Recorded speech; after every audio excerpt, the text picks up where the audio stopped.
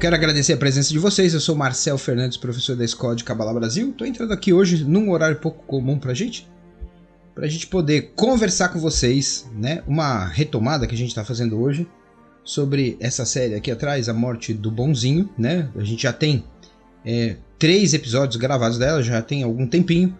E surgiu a ideia de falar com vocês hoje sobre aquela sensação que a gente tem que participar das coisas boas.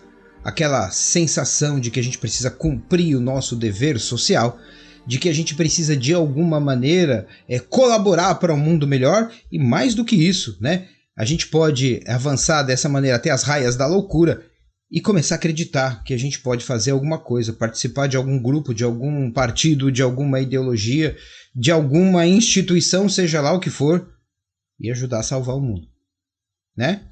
De onde é que isso vem? Né? A gente vai falar um pouquinho sobre isso, e quando a gente começou a pensar, a gente falou, olha, esse tema ele encaixa muito na série que a gente já tinha feito há um tempo atrás, que chamava A Morte do Bonzinho.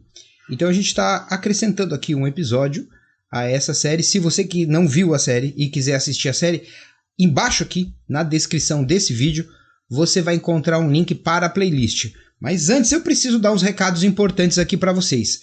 Primeiro é aquela coisa, dá um like aí, faz um comentário aqui no vídeo para poder aumentar a relevância e a distribuição desse vídeo para a plataforma.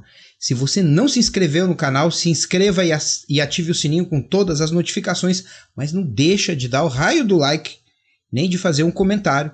Eventualmente, se você quiser saber alguma coisa, quer que a gente comente algo a respeito da Kabbalah, coloca aí no comentário também, porque daí a gente recolhe essas informações e monta os nossos próximos trabalhos, as nossas próximas comunicações aqui com vocês.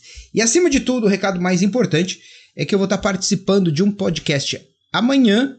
Se você quiser conhecer o canal onde vai ser esse podcast, também tem um link aqui embaixo do canal em que a gente vai participar do podcast. Vai ser bem legal, a gente vai ter uma conversa muito bacana ali com o pessoal do podcast, então vale a pena. Se você gosta do nosso trabalho, se associa no canal deles, acompanha o nosso podcast amanhã, tá bom? Também tá aqui embaixo na descrição desse vídeo, também tem um link para lá, ok? Mas agora, entrando aqui no nosso tema de verdade, né? Quando a gente pensa em fazer a nossa parte, quando a gente pensa em salvar o mundo, quando a gente pensa que de verdade a gente tem algum papel para colaborar aqui, eu preciso de alguma maneira começar a colocar algumas situações aqui para vocês, para que a gente comece a refletir e saber de onde é que isso vem. A primeira coisa para eu falar para vocês aqui, nessa live aqui hoje à tarde, eu queria que vocês observassem, não sei se eu estou apontando aqui na direção certa, ou se é aqui, né? Se você olhar aqui, do lado aqui, tem uma serpente, né? Qual que é a ideia da serpente? A ideia da serpente é a ideia do enganador, ok? Não precisa entrar naquela coisa maluca que muita gente carrega com muita energia negativa, ficar pensando que a serpente é uma coisa maligna. Eu não vou entrar nisso aqui hoje, e a Kabbalah também trata dessas questões de uma outra maneira. Mas o fato é que a ideia da serpente é a representação daquele que engana, daquele que ludibria, né? Por conta da história original no livro de Gênesis, onde a serpente engana Eva e leva o casal a comer do fruto da árvore proibida, ou seja, cometer o primeiro pecado da história. Mas como é que a serpente faz isso? Se você já leu, se não leu, eu aconselho você a abrir uma Bíblia, se você tem em casa. Se você não tem, entra aí na internet, porque tem uma porção de Bíblias online para você poder acompanhar, e você vai ver que depois da criação do mundo, depois de Adão e Eva terem sido criados e estarem agindo e interagindo com o Criador no Jardim do Paraíso, aparece a criatura mais esperta ou mais inteligente, mais astuta, conforme a descrição bíblica, a criatura mais astuta que Deus criou, e ela convida a Eva a experimentar do fruto proibido, ok?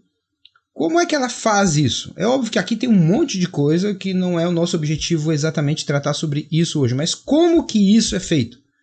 Através da enganação, através de uma espécie de estelionato.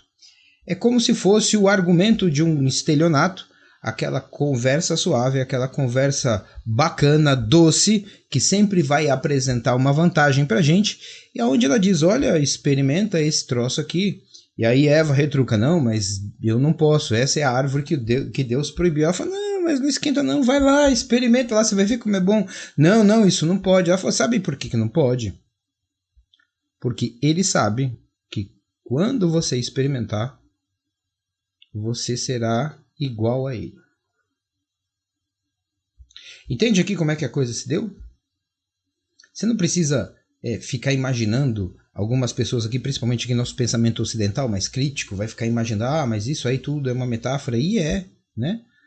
Mas a gente não precisa entrar nessa profundidade, pelo menos não nesse trabalho de hoje. O que precisa ficar claro pra gente aqui é que a ideia de oferecer uma vantagem sempre vai pegar você pelo ego.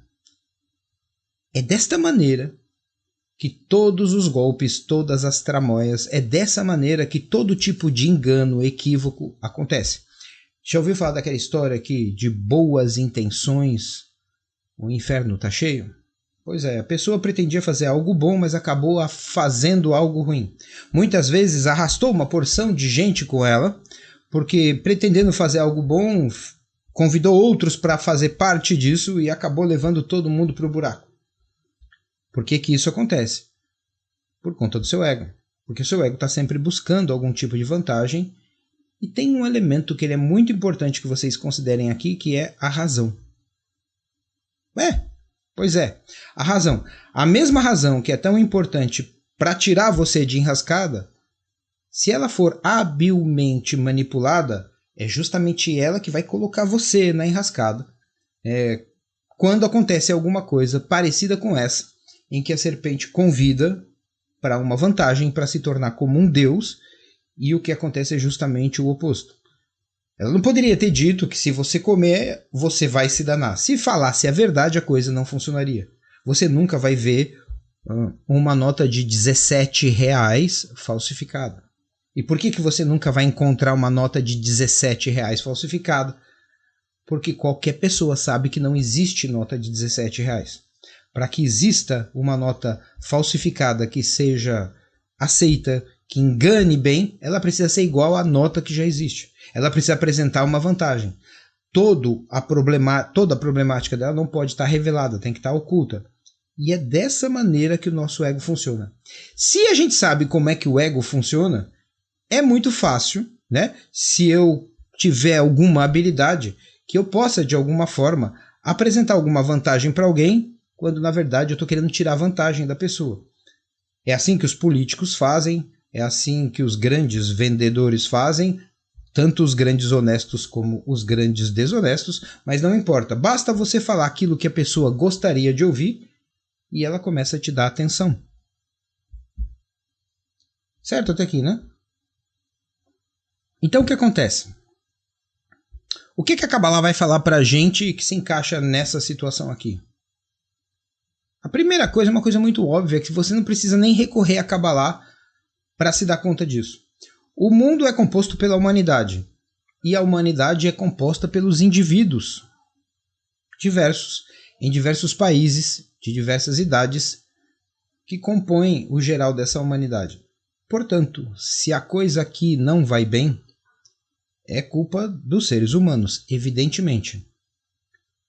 Mas quem são os seres humanos? Eu e você, evidentemente.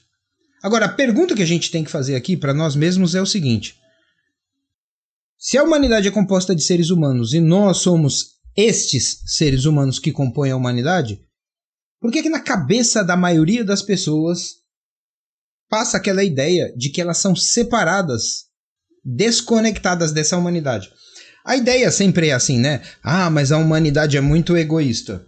Ué, você não é egoísta? Ah, mas a humanidade é muito pérfida. Ué, será que você não é pérfido? Por que o problema sempre está nos outros e nunca está em você? É óbvio, a psicologia tem muitas explicações tremendamente válidas e importantes para isso. Mas também não é o nosso assunto aqui. A grande questão é que você precisa, cada um de nós precisa acostumar a começar a ter um outro tipo de pensamento, e em vez da gente simplesmente se refugiar numa desculpa criada pela nossa razão, que, como eu disse, ajuda a gente a sair da enrascada e outras vezes nos coloca em enrascada, a gente simplesmente se refugiar usando a razão para criar uma fantasia de que a gente não tem nenhuma conexão com a humanidade ou que a humanidade tem um determinado padrão, mas eu e você estamos acima desse padrão.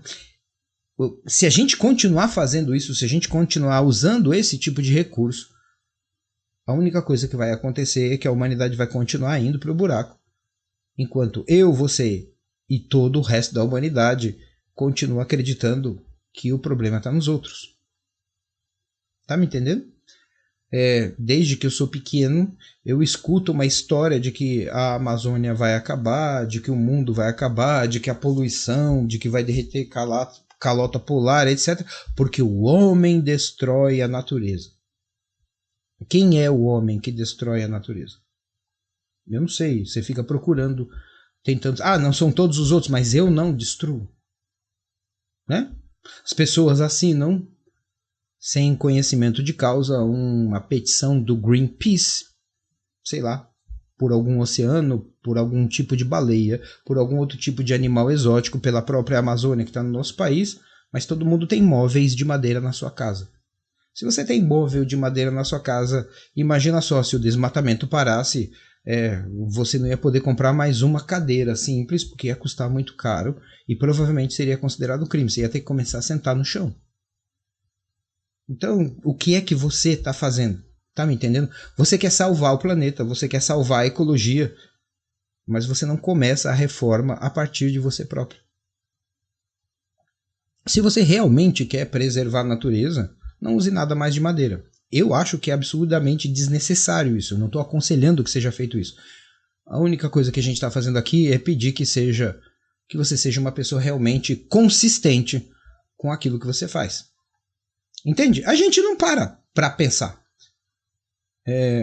Sobre esse tema de salvar o mundo, salvar a Amazônia, uma vez eu estava na Avenida Paulista, eu sou aqui de São Paulo, e uma moça me parou lá, ela do dito Greenpeace, com um mapa da Amazônia, bonito, verde, papel couché, um negócio que deve ter custado caro pra caramba, plastificado, e me mostrou aquele mapa todo bonito da Amazônia verde com um buracão marrom assim no meio, para representar o total da área que tinha sido desmatada. E aí ela falou para mim assim: você concorda comigo que se o desmatamento continuar nesse ritmo, observando esta área que já foi totalmente desmatada, em muito pouco tempo não vai sobrar mais nada na Amazônia? Eu falei: não posso dizer isso. Ela falou: por quê? Eu falei: primeiro, porque eu não sei se o seu mapa é verdadeiro. Segundo, que você está partindo do princípio que essa área desmatada não vai crescer mais nada. E cresce. Terceiro, que eu não sei quanto tempo, se o mapa for verdadeiro e não crescer mais nada, eu não sei quanto tempo levou para desmatar toda essa área, partindo da ideia, que eu não sei se é real, que o mapa é verdadeiro. Porque se você me disser que esse desmatamento todo aconteceu apenas nos últimos 6 meses... como você me perguntou, não vai demorar mais 50 anos para terminar a Amazônia, nem 10. Ele vai terminar na semana que vem. Agora, se esse desmatamento todo, partindo do princípio que é verdadeiro e que não vai crescer mais nada lá, aconteceu nos últimos 300 anos, vixe, vai durar pra caramba ainda a Amazônia. Então, o que você está falando para mim aqui, eu não consigo determinar se tem sentido ou não tem sentido. Entendi? Eu não estou falando isso aqui para dizer nada diferente de que a gente precisa ter consistência quando a gente fala alguma coisa, precisa ser pensado, repensado, reavaliado. Mas o povo na Avenida Paulista estava assinando em peso esse negócio, e eu tenho certeza que todos eles tinham móveis de madeira em casa e continuaram comprando móveis de madeira desde aquela época, isso já deve ter mais de 20 anos, até hoje eles continuam comprando móveis de madeira, sem nem mesmo se preocupar com qual é a origem daquela madeira, daquela estante, daquela cadeira, daquele armário, daquela mesa que eles compraram depois de ter assinado a tal petição para salvar a Amazônia feita pelo Greenpeace. Estão me entendendo aqui? Nesse momento eu não estou fazendo nenhum juízo de valor sobre salvar a Amazônia ou não, sobre a importância ou não do Greenpeace. Eu estou simplesmente dizendo que as pessoas fazem a coisa no vai da valsa. E se você faz a coisa no vai da valsa dessa maneira, é óbvio que quando se trata de uma coisa muito mais importante, que é o seu caráter, a sua personalidade ou quem você é, aí sim as autodefesas do nosso ego começam a entrar em ação e a gente simplesmente começa a dizer que é o homem que está destruindo o mundo, é o homem que faz a guerra, é o homem, um ser abstrato, um substantivo indefinido, e que dessa maneira não há o que fazer, porque é um tal de homem que eu não sei quem é e que eu não tenho controle sobre ele, nunca vou descobrir como fazer alguma coisa para mudar, a não ser assinar, né, uma petição qualquer. Entenda, se o mecanismo você está conseguindo perceber sentido naquilo que eu estou falando aqui para vocês, entenda de uma vez por todas que se a humanidade é composta por seres humanos, e eu e você somos seres humanos, a única maneira de fazer alguma coisa que realmente tem algum tipo de efeito não é participar de nenhuma ideologia, de nenhum partido, de nenhuma instituição, ou ficar delirando, acreditando que você tem alguma coisa a fazer para salvar o planeta. Você é muito pequeno. A única coisa que você poderia fazer, que talvez tivesse algum resultado realmente significante, é salvar a você mesmo. Não se autopreservar. Não se manter na posição mais confortável possível, mas salvar a você mesmo dessa falta de consistência, aonde você acredita que você pode ser herói de alguma coisa, sendo que se você for honesto na avaliação de você próprio, você vai descobrir que você não é tão especial assim. Você é apenas uma pessoa comum, como eu. E aí, se você realmente quer fazer alguma coisa, comece pelo mais simples. Comece tentando organizar melhor a sua própria existência, a descobrir consistência naquilo que você está fazendo. E antes de assinar alguma coisa, antes de entrar para alguma instituição, antes de acreditar que você realmente pode fazer diferença, comece fazendo diferença na sua própria vida. Observando todas as suas falhas, observando que você não é tão especial assim, dando de cara com a realidade, parando de se esconder atrás de uma fantasia criada pela sua razão para dar para você uma sensação de que você realmente é importante, de que você só não é mais um no meio do oceano de gente que existe nesse planeta. Se você realmente quer ser especial, se você realmente quer fazer a diferença, você precisa fazer alguma coisa que aconteça de verdade na sua vida pessoal.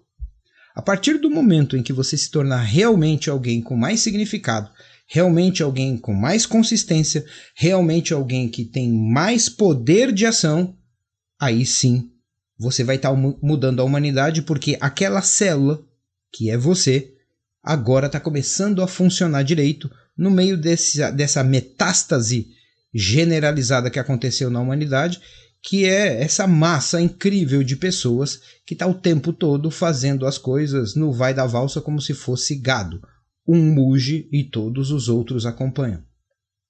Então, se você quer fazer alguma coisa, não pense em dar um passo maior do que a perna. Não se refugie na ideia de que você realmente fez a sua parte e o homem ou as outras pessoas é que são pérfidas e inconscientes. Realmente se torne uma pessoa melhor, atinja um nível de consciência mais elevado e, acima de tudo, para você fazer isso, você precisa se reconectar com a fonte, com a origem. Porque é assim que funciona. Não tem outra maneira que não seja descobrindo uma forma ou encontrando nos recônditos mais internos da sua alma o seu verdadeiro papel nesse mundo, o motivo pelo qual você foi criado, a sua reconexão com a fonte, porque a partir do momento em que você consegue restabelecer essa conexão que foi perdida, é mais ou menos como se você se tornasse um celular conectado na internet, sendo que agora, antes dessa conexão com a fonte, você é uma espécie de celular sem sinal de Wi-Fi. O máximo que você vai fazer, o máximo que você vai expressar é aquele conteúdo pequeno que está dentro da memória própria do teu aparelho. Mas quando você conecta com a internet, aí sim as possibilidades podem ser muito maiores, se não infinitas. Sozinho, e sendo simplesmente mais um cidadão e inventando um monte de fantasia para poder justificar a nossa insignificante existência, ninguém vai salvar o mundo. Ok? Pensa nisso, reflita sobre isso e entenda que a Kabbalah pode te ajudar muito com isso. Assista os outros episódios dessa série no link que está aqui embaixo e acompanhe a gente no podcast amanhã, onde a gente vai falar disso e muito mais. E o link para o canal onde vai ser o podcast também está aqui embaixo na descrição desse vídeo. Tá ok? Eu quero agradecer a vocês e até o nosso próximo encontro.